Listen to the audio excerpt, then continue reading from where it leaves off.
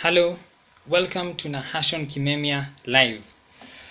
So, relationships in Kenya, I believe, are on their deathbed. I also believe that if they die, our society goes with them. I believe that they are dying because of two primary reasons. One is that we're focusing on pleasure. Another one is that we're failing to focus on God. So I won't be preachy, I'll be factual as we go. Now, I wanted to focus on three cases, basically. The first one is the Moses Dola story, which I think is the one trending right now. The Jackie Maribe story, Jackie Maribe Joey story, the Ruth Kamande story, and I believe that those help us explain the state of relationships in Kenya. So just for a bit of background information, Moses Dola was a journalist. He worked for 8 years. I have not found the information why he worked, but I know that his wife worked for NTV. The wife's name was Sarah Wambui Kabiru. She was a Rastafarian, just like me. She had rastas. So she had rastas. And they lived in Umoja Estate, and she was found dead on May 1st, 2011, which is a bit sad. So what happened? Moses Dola was charged with that murder. The judge ruled that he did indeed cause the death of Sarah Wambui, and that the judge also said that nobody can know what happened in that house. That only two people are there, because only two people are there. So it cannot be known exactly what happened, what transpired, what led to the murder. And that's why I think the judge substituted the murder charge, because the police had charged him with murder. She substituted it with manslaughter. And that's why Moses Dola has been sentenced to 10 years in prison. So that's the background of the story. I think that's what's trending right now. This would remind you of a case. Ruth Kamande was sentenced to the maximum to the death penalty by Judge Jesse Lesit, right? And she stabbed her boyfriend 25 times. So that was a bit sad. That was in July. I think you remember Ruth Kamande. She was the one who won the beauty pageant, the beautiful murderer. She was the beautiful murderer. And of course, the Maribe case is still ongoing, so I can't comment much about that. So anyway, based on these cases, what I believe that is happening is something we call hedonism, something that's known as hedonism. And I just wanted to give you an example just to explain it a bit. Hedonism was a school of thought. It was a student of Socrates proposed it, right?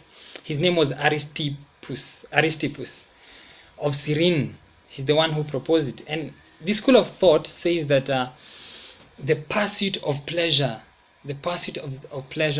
is the most important goal you can have in your life. That's the most important goal. And here's the reasoning behind it. You only live once, YOLO. And if you don't find pleasure in this life, where will you find that pleasure? Do we have a guarantee that in the next life there will be pleasure? We don't have that guarantee. So according to Aristippus, the greatest goal in your life can be seeking pleasure while you can. And what you need to do is you need to seek, as he recognized that life, you will have pain in life. There will be suffering in life. So he advised people to seek as much pleasure in life to minimize the pain that they have, so that you have net pleasure. Your goal in life should be to seek net pleasure. And I believe that this is what these guys were doing. All these guys that were in these relationships. And hedonism, it has its consequences. It actually leads to unhappiness. And it ignores the building blocks of lasting happiness. Because at any given point, what you're seeking is maximum pleasure and to reduce your suffering as much as possible. That's what you're seeking. And just to give examples of this guys, what used to happen. Like Dola, he told a reporter that he used to spend 4,000 a day entertaining himself. That's 4,000 every day entertaining himself. That's like paying for the unlimited internet for the month, and you spend that for a day, right? So that's what he used to do. And he had an 8-year media career, which seems that he was successful, because now he could spend 4,000 a day on himself. And then he was 32, which is young. Personally, I'm 31. He was 32. He was at the prime of his life, spending 4,000 a day. I cannot spend that amount of cash a day without suffering. So anyway, he was at the prime of his life, and he actually says this. He had 1,500 friends on social media. So these statements that he gave would give you an example of what people view as sort of like having pleasure in life, where you have many friends on social media, many people will like your post, many people will comment on your post, and all of those things. You'll become famous and all the others. And then you're still young. You are 32. You don't feel that you need to, settle down, talk with your wife, find out the issues that are plaguing you guys, and then now move on to the next step. If it's a divorce, then you guys will divorce. If it's not, then you guys stay together. A separation, not a divorce. You guys stay together and all of those things. And then perhaps you shouldn't be spending 4,000 a day entertaining yourself. But hedonism, maximum pleasure over pain, right? And that's what he had. Now let's look at the other person. Let's look at Joey, right? What did he used to do? Now, a friend described Joey in this way, that he would take one of his girlfriends on a vacation to the Middle East to just go and enjoy life. You get? You live life because you have one life, and your goal in life is to maximize pleasure. And then another friend described Joey as a person who he dates women and then dumps them very, very fast. Have this one, dump, get another one. You get? And that's the point of hedonism. Maximize your pleasure as much as you can for as long as you can, because you only have one life to live. YOLO. And then we also see that he had a relationship with Monica Kimani during that time, and that relationship, it continued for some time. It seems that the only reason that Monica broke up with him was because he was cheating. Again, he was a cheater. And then because he publicly announced that he wanted to marry Jackie Maribe. So that's the reason why Monica, some tension came between them. But otherwise they were tight, right? And another friend, so again, Joey, he's taking women to vacation to the Middle East, dumping them. He's like with Monica Kimani, seems to be one of those women. And then he never drove the same car for a long time. He used to change cars. And we have those descriptions of people. When people are describing somebody rich to you in Kenya, they usually say, he changes cars every time. As in, it's kind of like a good thing for them. Why? Because have as many cars as possible. You only have one life to live, right? And then no drink was expensive to him, because he could drink as much as he wants. So again, we kind of get an idea of what people perceive as pleasure. Drink as much as you can, having as many women as you can in case of Joey, and then having as many friends as you can in case of Dola, and then spending as much as you can in a day in case of Dola again. So these are the things. And there's like Ruth Kamande, the boyfriend that she killed. Here she says that the boyfriend on that night, he confessed to having an affair with a lady called Scholar and another one called Esther. So again, we see that it's a common denominator amongst these people: money, sex, drinks, and lots of friends, right? So that's a common denominator amongst all these people. And what consequences that I wanted to give an example. We might say that this is only Joey, Dola, and Ruth Kamande's boyfriend, they practice this kind of things. But it's a nationwide kind of phenomena. It's happening nationwide. There's a study conducted. It was conducted in 2008 by a private investigation firm, Spylink International, and this is what it discovered in terms of infidelity within Kenyan relationships, marriages. It found out that 60% of the men in Nairobi are unfaithful. 40% of the women in Nairobi are unfaithful, right? So that's Nairobi. In Nyanza, 55% of the men are unfaithful. 45% of the women in Nyanza are unfaithful. In Western and Rift Valley, kind of like the same dynamics. 65% of the men there are unfaithful, right? And in Coast, 60% of the men there are unfaithful. So again, we kind of like see a trend. Men are leading always, and not just leading. You can be leading at 40% and the other gender is at 30%. No, they are leading over 50%. Because the lowest right now is Nyanza with 55% of the men who are unfaithful. Coast, 60% of men are unfaithful. Eastern Province, Ukambani, what's happening, my people? 70% of the men there are unfaithful. So we need to study Ukambani a bit. Why is there such a high percentage of unfaithfulness there? Northeastern, it's around 85%. And Northeastern, they allow multiple marriages. It's legal to have more than one wife. And yet, it's 85% of the men there are unfaithful.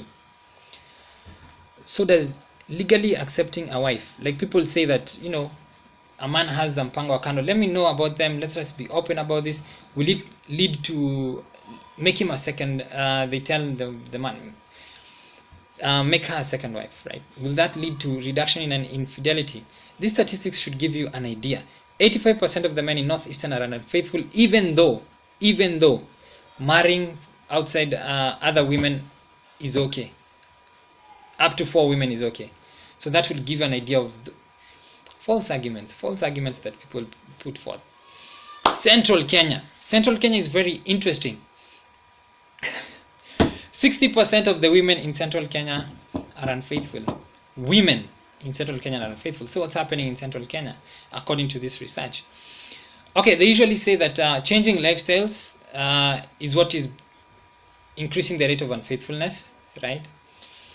That women empowering women through higher education is increasing the rate of unfaithfulness, and that women knowing their rights is increasing the rate of unfaithfulness, and that hard economic times are making women move out of their relationship so that they can seek material favors.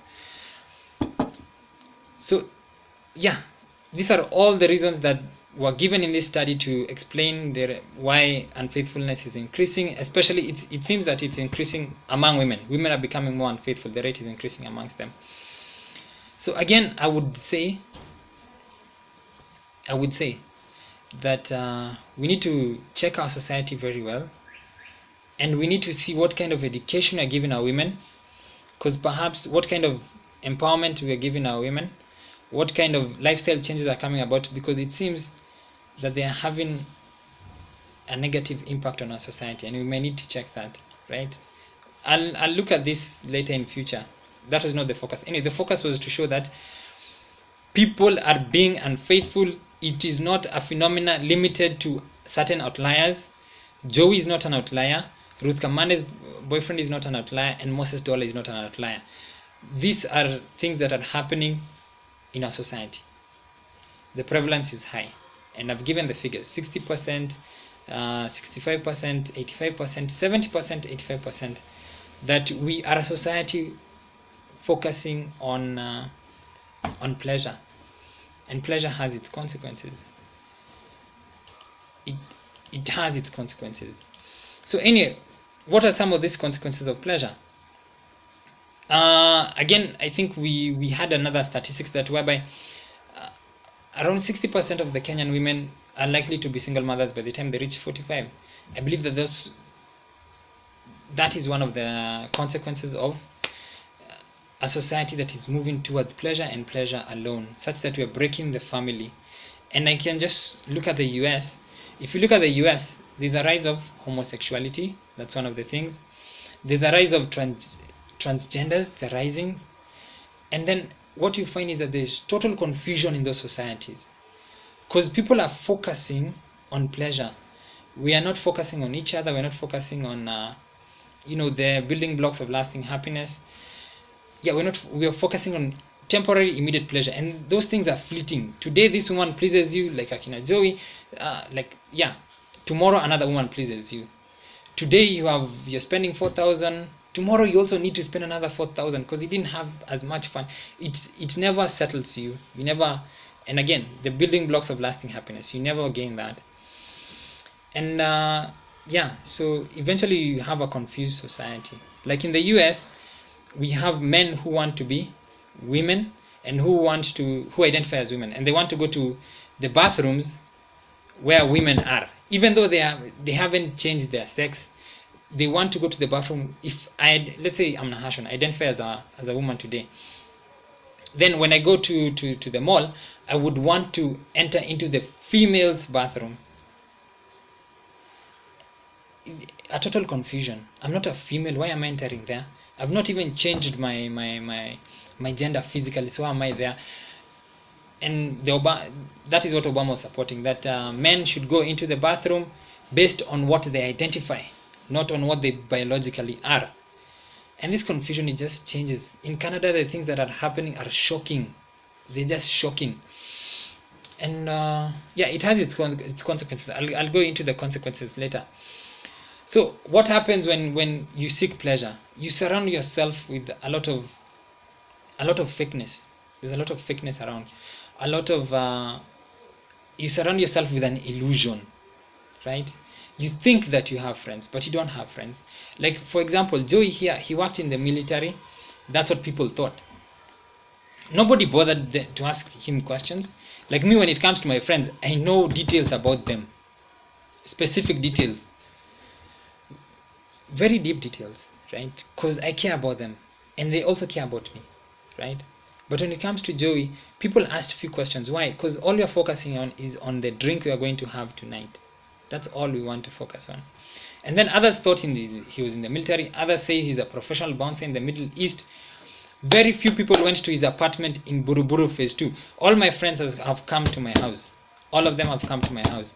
They know where it is. I have gone to their houses. So what kind of friendships are people having? And then other friends describe him as mysterious. So your friend is describing him as mysterious. Are you guys really friends? Others described him as creepy. And those are his friends. So how do his enemies describe him? And this is the reality of trying hedonism, trying to focus on pleasure. That at the end of the day, you surround yourself with a fake reality. You surround yourself with an illusion. Because the only reality that there is in life, pain is a reality. Suffering is a reality. Do not run away from it. Confront it, because you're confronting reality, right? But when you're seeking pleasure, pleasure is elusive. It keeps on going. It keeps on shifting. And it keeps on changing. But I'll just move on that, explain that as we go. Now, here's the thing. We're failing to focus on the only thing that stands the test of time. I want to give an example. The only thing that remains constant in life, the seat that you're sitting on right now, you're only stable because there is the ground that is beneath it. There's a foundation that is beneath it.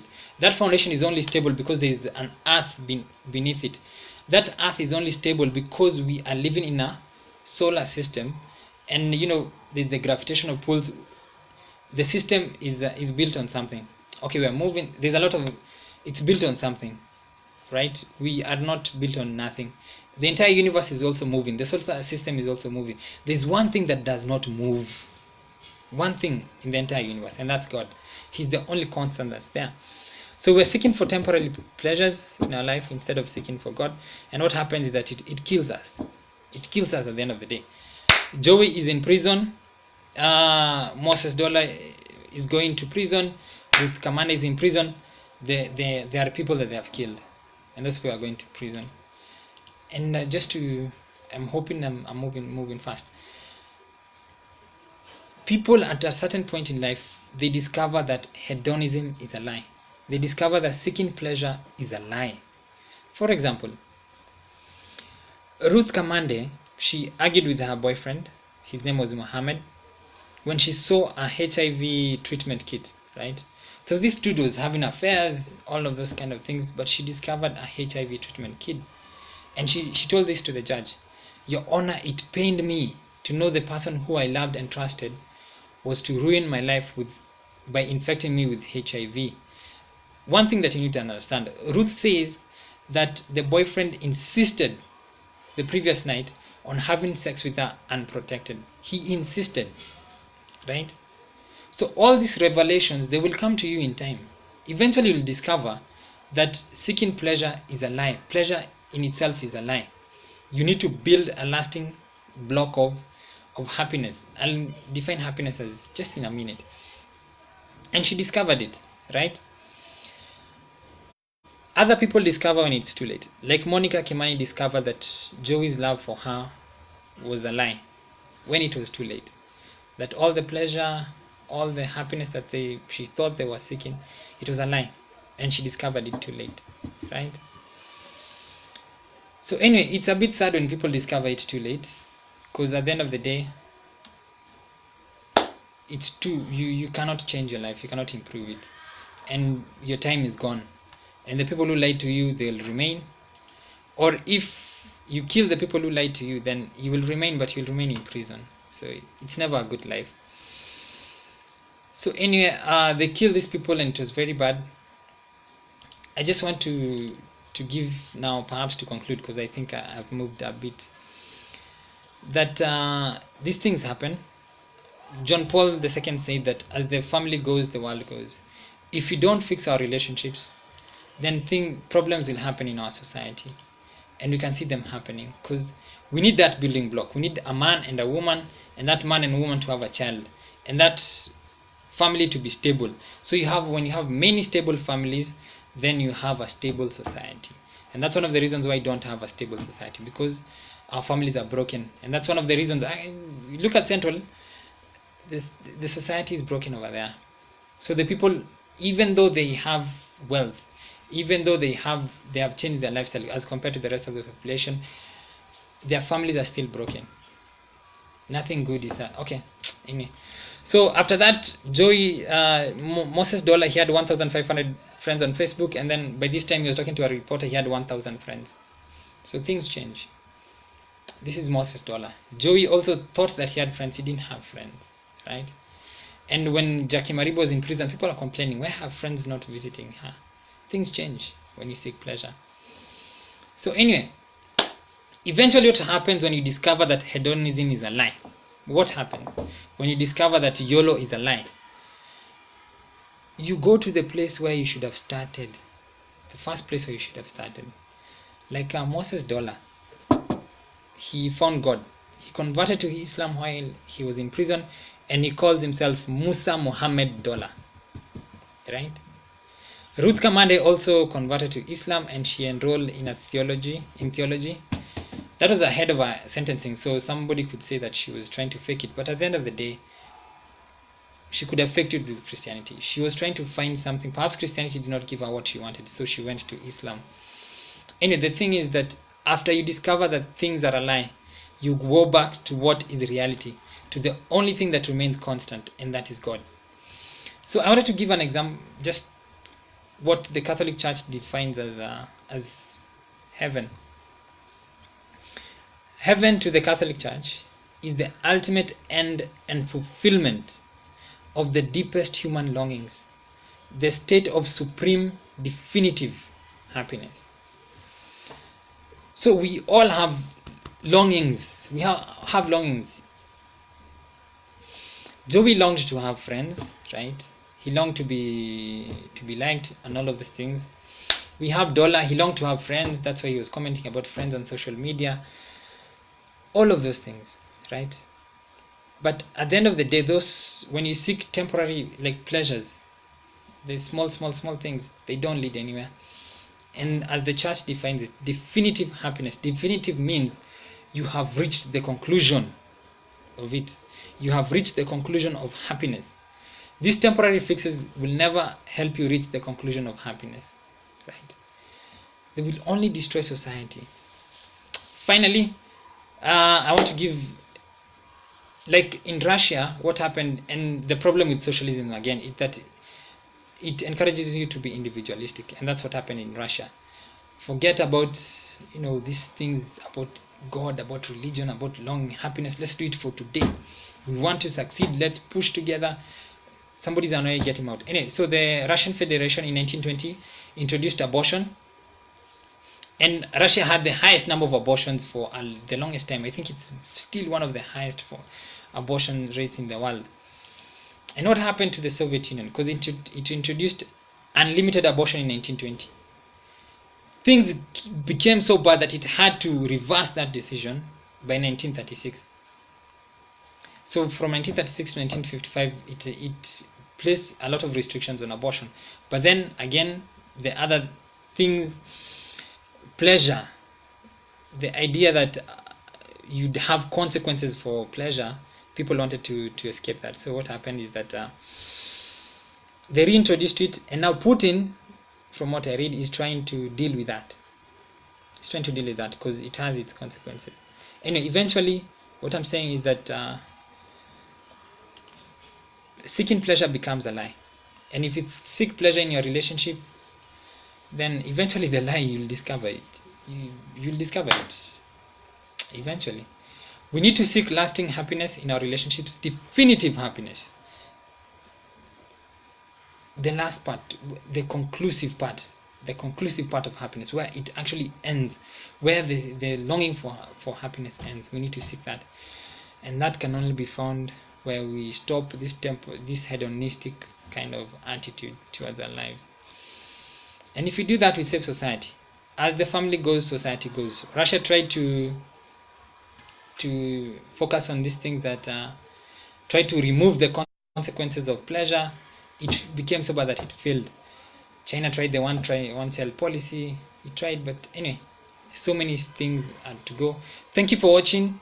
I will see you tomorrow at 5 p.m. I hope that we have discussed a bit. Give me topics. Give me topics. Have a good afternoon, evening.